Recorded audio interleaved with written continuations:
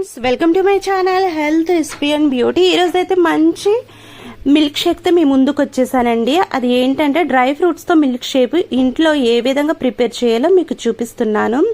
ముందుగా అయితే ఒక 10 బాదం పప్పులను నానబెట్టేసుకుని దానిలోనే మళ్ళీ ఇలాగా డేట్స్, ఖర్జూరము, వెండి ద్రాక్ష, అలాగే జీడిపప్పు ఒక 10, ఇంకా డ్రై ఫ్రూట్స్ ఏమున్నా సరే యాడ్ చేసుకోవచ్చండి. అంజీర్, ఇంకా వాల్నట్స్ ఏవైనా సరే యాడ్ చేసుకుని ఇలాగ 5 అవర్స్ నానబెట్టుకున్నట్లయితే మంచిగా నానిపోయి ఉంటాయి. ఈ గ్యాప్లో కనుక మనము ఒక గ్లాస్ నిండా మిల్క్ని అయితే తీసేసుకుని డీప్ ఫ్రిడ్జ్లో పెట్టేసుకోండి, కూలింగ్ అవుతాయి. ఈ డీప్ ఫ్రిడ్జ్లో ఉన్న పాలను యాడ్ చేయడం వల్ల ఈ మిల్క్ షేక్ మరింత టేస్టీగా ఉంటుంది. ఇలాగ పైన పొట్టును తీసేసి మిక్సీలో వేసేసుకుని ఉంటే కనుక ఒక బనానా కూడా యాడ్ చేసేసుకుని మనం డీప్లో పెట్టుకున్న పాలను తీసుకుని దీంట్లో వేసేసుకుని మొత్తం అంతా మిక్సీ వేసేసుకుని సపరేట్గా ఒక గ్లాస్లోకి తీసుకుని దాంట్లో కొంచెం బాదం పలుకులను ఇలా జల్లుకుని తిన్నట్లయితే కనుక అసలు టేస్ట్ హెల్త్కి సూపర్గా ఉంటుందండి.